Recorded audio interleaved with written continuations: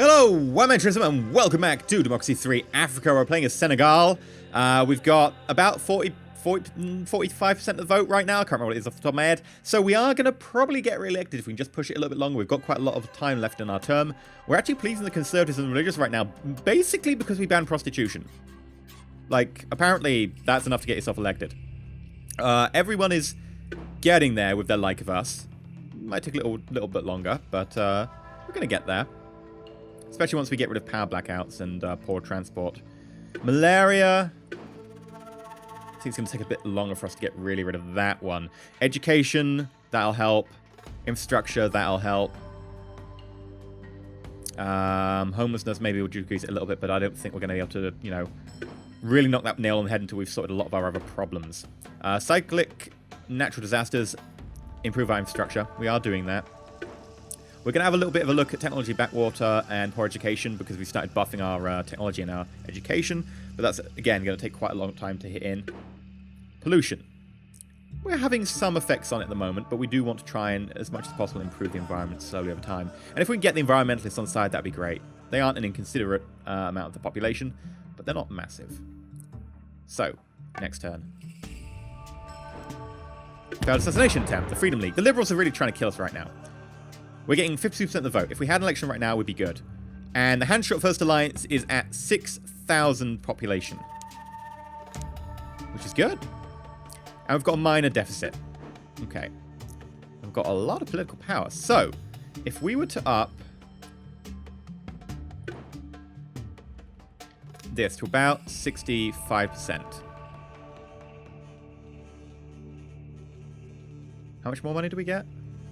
A good amount more. Wealthy. That would just cause brain drain. I don't want to cause brain drain. I mean, it's more of an issue when you've got actually an educated population, but for now, we'll grab that. That should give us a lot more cash to play with. And with that cash, we can start doing some fun things. So, if we have a look at this, infrastructure is getting better. It's going to take a little while to implement. You can see that we are slowly upping ourselves here. Long implementation delay. What else do we want? Anything cool over here that we could get? Nature conservation. Yeah. Capitalists dislike it, but the environmentalists like it and the rurals like it. Yeah, let's crack that in. People are gonna like that one. Opposition members persecuted. Oh.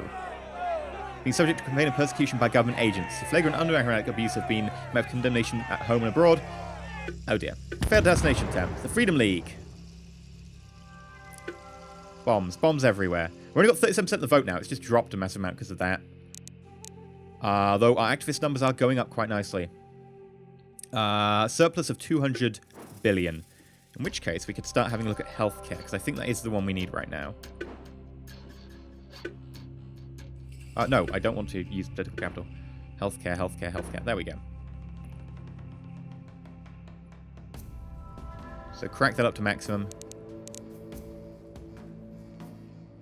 Massive hit on malaria.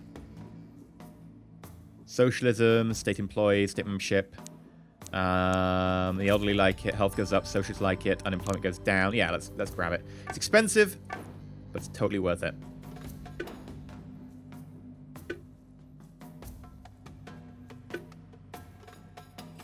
Now, what else can we do? Capital equipment subsidies. Expensive. Really kind of expensive. And we don't have the cash to really pull that off. We could do them at a low level. We'd have to see. Tax. Now, we could do something like a mansion tax. But again, I don't think that'd be enough.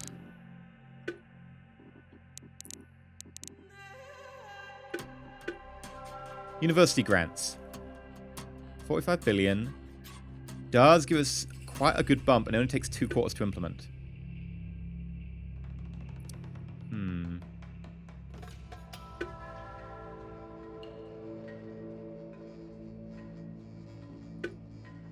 Subsidized school buses.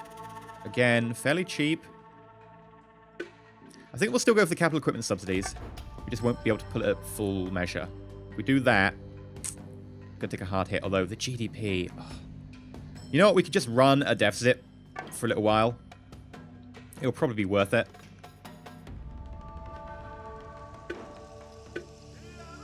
And let's have subsidized school buses as well.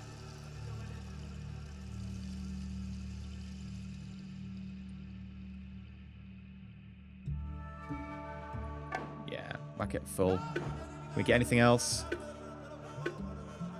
I was hoping for 3 school meals, but no.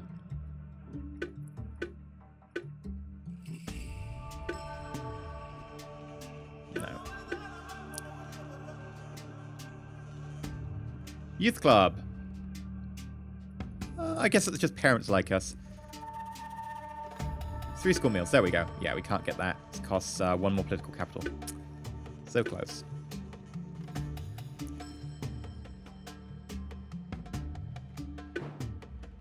Okay, we're going to hold for now. Just don't get assassinated. Freedom League try to kill us again. 45% of the vote. Deficit of 100 billion. That's quite a lot.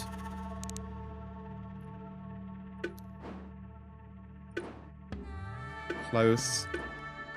Close. Oh. Going down. Going down.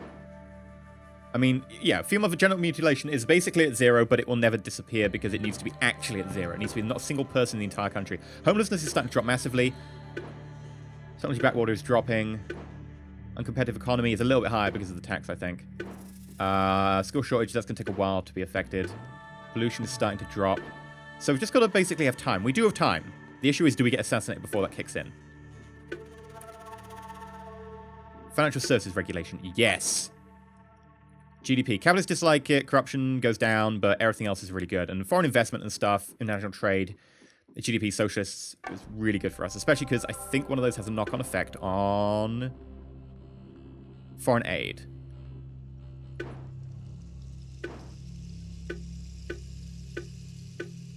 Three school meals. There we go. This doesn't affect on education. I thought it would. Like, people would effectively send their kids to school to have food, so you get more people going to education.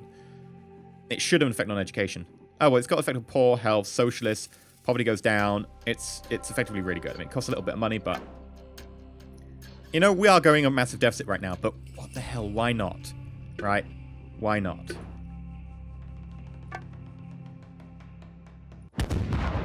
And I got killed by the Freedom League.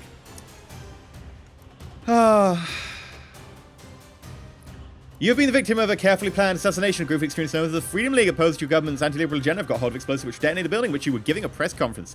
You and a number of mysterious aides have been killed. You turned a blind eye to the concerns of the liberals, and you paid the ultimate price. Well, I said we'd have one do-over. And in all fairness, unlike the feminists, we did deserve this one because we did actually piss off the liberals. That said, ridiculous amount of, like, I'm not sure how you're really meant to do it.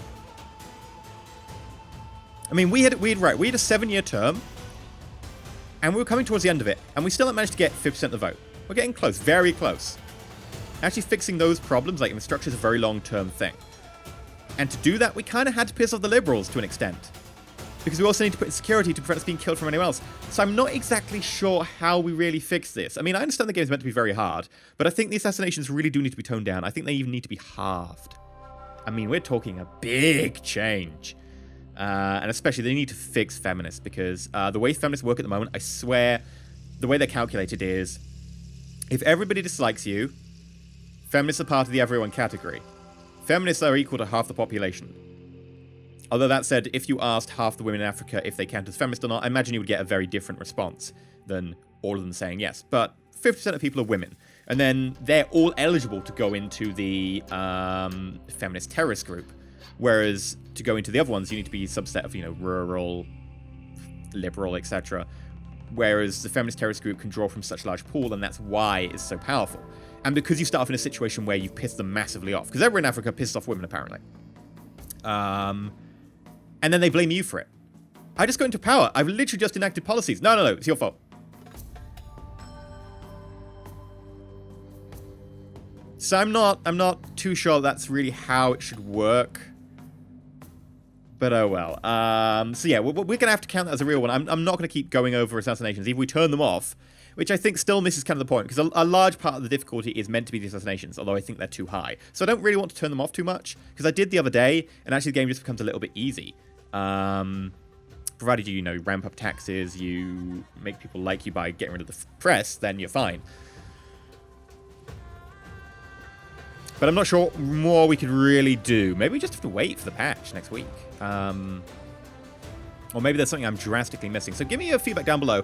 I'm not sure we've been going for that long in this episode, so I might conjoin this episode and the last one, so there might effectively be one episode from your point of view, or I might try and split them, or I might just go, well, sod it, the other episode was quite long.